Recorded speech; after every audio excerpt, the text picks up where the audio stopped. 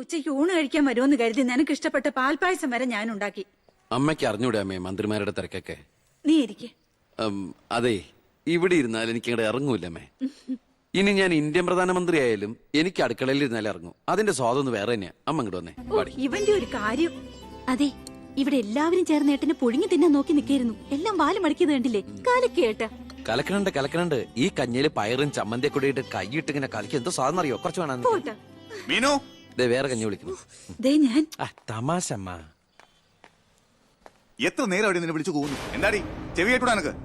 നിന്റെ ആങ്ങളെ കൂട്ടാനോ അയാളുടെ പുളിച്ച കോമാളിത്തരം കേട്ട് പൊട്ടിച്ചിരിക്കാനല്ലേ നിനക്ക് നേരം? നിന്റെ രണ്ട് ചേച്ചിമാരെ കണ്ട് പഠിക്കടി. അവര് ഭർത്താക്കന്മാരെ ശരണം പറഞ്ഞ് ജീവിക്കുന്ന കണ്ടില്ലേ? അതെങ്ങനെയാ? കണ്ണി കണ്ടവരോടൊപ്പം കറങ്ങി നടന്നൊരു വിഴുപ്പിനല്ലേ എന്റെ അല്ലെ കെട്ടിവെച്ചത്? അനാവശ്യം പറഞ്ഞാണ്ടല്ലോ. കുന്നുകളെ ഞാൻ അറിയില്ല നിനക്കെന്നെ. എന്റെ മനസ്സാരെങ്കിലും വേദനിപ്പിച്ചാ അത് ഞാൻ നിന്നോട് തീർക്കും. അളിയ, ഒരു മിനിറ്റ് ഒന്നുകൂടെ വന്നേ. ഞാനെന്തോ പറയണോന്ന് വിചാരിച്ചല്ലോ. കഞ്ഞി കുടിച്ചോണ്ടിരിക്കും. എനിക്കെന്തേലും ദേഷ്യം തോന്നിയാ, വിഷമം തോന്നിയാ ഞാനത് നേരിട്ട് തീർക്കും. മേലാൽ ഇത് ആവർത്തിക്കരുത്. എന്താണ് അവിടെ ഒരു ശബ്ദം കേട്ടത്? വിഷു ഒക്കെ ആവാറായില്ല അമ്മ. ഞങ്ങൾ വെറുതെ പടക്കം പൊട്ടിച്ച് കളിച്ചാ. ഗുഡ് നൈറ്റ് അളിയ. അമ്മ ചെന്ന് കഞ്ഞി കുടിക്കേ.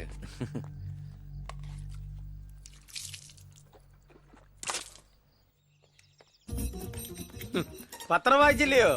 പുതിയ ആഭ്യന്തരമന്ത്രിയുടെ കൽപ്പന. വയറ് ഉറയ്ക്കാൻ പോലീസുകാർ രാവിലെ ഓടണമെന്ന്. ഞാൻ പണ്ടേ ഓടാറുണ്ട്. എന്റെ കർത്താവേ, കുതിരയ്ക്ക് വെച്ച് കഴുതയ്ക്ക് ഉണ്ടോ? എന്റെ ഈശോയെ, ഞാൻ സാറിനല്ല ഉദ്ദേശിച്ചത്. ഓ, നല്ല മസില. അളിയ, ഒരു മിനിറ്റ്. അയ്യോ, അതിനല്ല. എന്ത് ചെയ്യാനാ? നിങ്ങളുടെയൊക്കെ കഷ്ടകാലത്തിന് ഞാൻ ഇവിടുത്തെ ആഭ്യന്തരമന്ത്രി ആയിപ്പോയി അല്ലേ അളിയ? അളിയൻ ഇനിയും ഡ്യൂട്ടിക്കിടയിൽ എന്നെ കാണേണ്ടി വരും. എന്നെ സല്യൂട്ട് ചെയ്യേണ്ടിയും വരും. തെറ്റ് കണ്ട ഞാൻ എന്തേലും പറയുകയും ചെയ്യും. ആ അരിശം മുഴുവൻ അളിയ വന്ന് പെങ്ങളെടുത്ത് തീർക്കും. അത് കണ്ട ഞാൻ തിരിച്ചടിക്കും. അങ്ങനെ അടിയും തിരിച്ചടിയൊക്കെ ആയിട്ട് പോണ്ടതാണോ അളിയ നമ്മുടെ ഈ മാതൃകാ കുടുംബം? ഒന്നുമില്ലെങ്കിലും നമ്മൾ അളിയനും അല്ലേ അളിയ? അതുകൊണ്ട് ഞാൻ ഇരുത്തി ചിന്തിച്ചൊരു തീരുമാനം എടുത്തു. സെൻട്രൽ ഹോം ഡിപ്പാർട്ട്മെന്റിലേക്ക് അളിയനൊരു ട്രാൻസ്ഫർ ഓൺ ഡെപ്യൂട്ടേഷൻ. ഓർഡർ. നാളെ തന്നെ ജോയിൻ ചെയ്യണം. All the best. എങ്ങോട്ട്? ബീഹാറിലേക്ക്. ബീഹാറിലേക്കോ? ബീഹാർ ബെസ്റ്റ് സ്ഥലമാണ് അളിയ. നോ, എനിക്ക് പറ്റില്ല. നിനക്കെന്നെ ശരിക്കും അറിയില്ല. എന്താ അളിയ ഇങ്ങനെ ചില തെണ്ടി പിള്ളേരെ പോലെ? ഇത് ഗവൺമെന്റ് ഓർഡർ അല്ലേ? അത് ഹോം മിനിസ്റ്റർ നേരിട്ട് തരുന്നത്. അനുസരിച്ചേ പറ്റൂ. എന്താ ഇവിടെ? ASP അളിയനെ മന്ത്രി അളിയൻ ബീഹാറിലോട്ട് തട്ടി. മന്ത്രിയുടെ ഭരണപരിഷ്കാരങ്ങൾ കുടുംബത്തും. ബീഹാറിലേക്കോ? ബീഹാർ ബെസ്റ്റ് സ്ഥലമാണമ്മേ. അല്ല, ഈ ബീഹാർ എന്ന് പറയുമ്പോ എടി, ബീഹാർ ഗംഭീര സ്ഥല. നീ വിഷമിക്കണ്ട, നീ പതുക്കെ പോയാ മതി. പേടിക്കാനൊന്നുമില്ല സാറേ. അവിടെ ചെന്ന് ലല്ലു പ്രസാദുമായി ഒരു ടൈപ്പ് ഉണ്ടാക്കിയാൽ കുശാലല്ലേ കുശാൽ. അയ്യോ ചേടാ, കുടുംബത്തൊരു മന്ത്രി ഉണ്ടായാൽ അതുകൊണ്ട് ഗുണം ഉണ്ടാകേണ്ടത് കുടുംബക്കാർ. അളിയന് വേണോ ഗുണം? അളിയന് ഈ ചിറാപ്പുഞ്ചി എങ്ങനെയാ? ചിറാപ്പുഞ്ചി? ചിറാപ്പുഞ്ചി ബെസ്റ്റ് സ്ഥലമാണ് അളിയ. അവിടെ IAS കാർക്ക് എന്താ ഡിമാൻഡ് എന്നറിയോ? നമുക്കൊരു കൈ നോക്കിയാലോ? നീ ബ്രേക്ക്ഫാസ്റ്റ്. അമ്മ പേടിച്ചു പോയോ? നമുക്ക് അച്ഛനെ നാഗാലാൻഡിലേക്ക് തട്ടിയാലോ?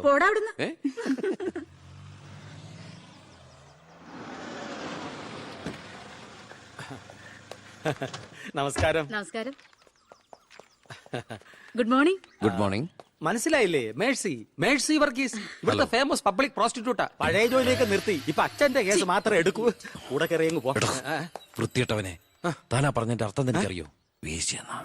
മാഡം മാഡം മാഡം അറിയാതെ നാ ഒന്ന് പിഴച്ചു പോയതാണ്. മാഡം എന്റെ സ്വന്തം അമ്മയെ പോലെയാണ്, സ്വന്തം ഭാര്യയെ പോലെയാണ്, പെങ്ങളെ പോലെയാണെന്നാണ് ഞാൻ ഉദ്ദേശിച്ചത്. എന്താ ഇവിടെ ബഹളം?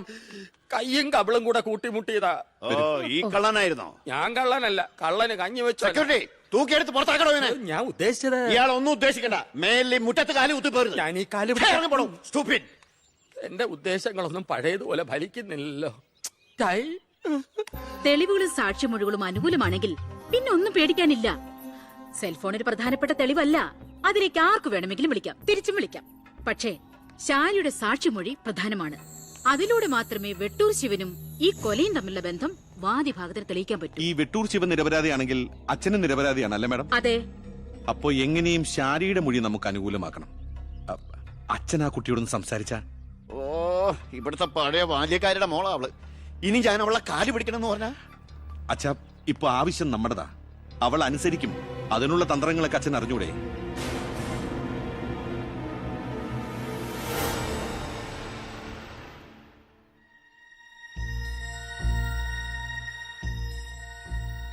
കുറെ നാളായി ഞാൻ വിചാരിക്കുന്നു ഇങ്ങോട്ടൊക്കെ ഒന്ന് ഇറങ്ങണം എന്ന്.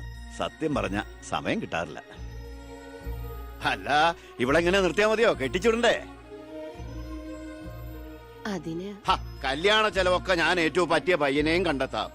നമുക്കിത് ഗംഭീരമാക്കണം, ഒരു ഉത്സവം പോലെ.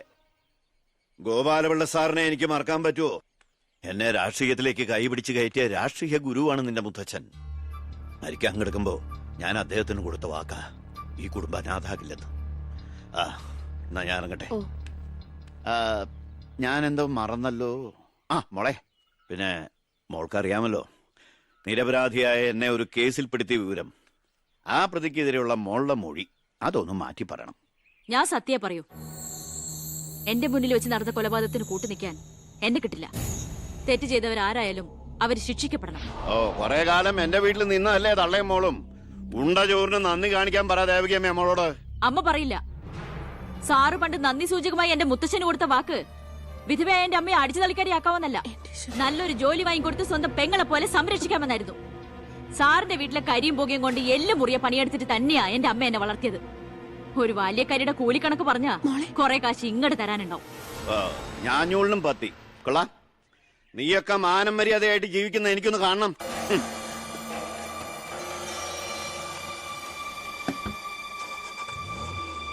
എടാ ഞാനാ. എന്താ അച്ഛാ? നടക്കില്ലടാ.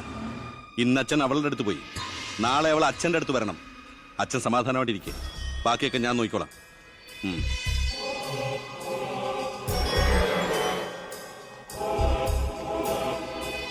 ഞാനാ. പേര് ശാരിക, കോട്ടപ്പുറം സ്കൂളിലെ ടീച്ചറാ.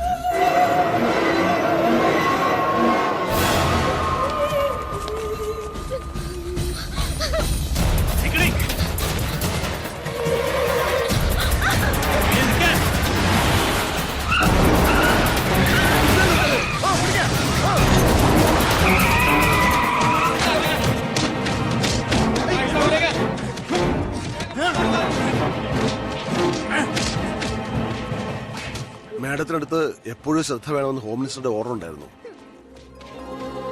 വരട്ടെ, പിടിച്ചു കയറ്റില്ല.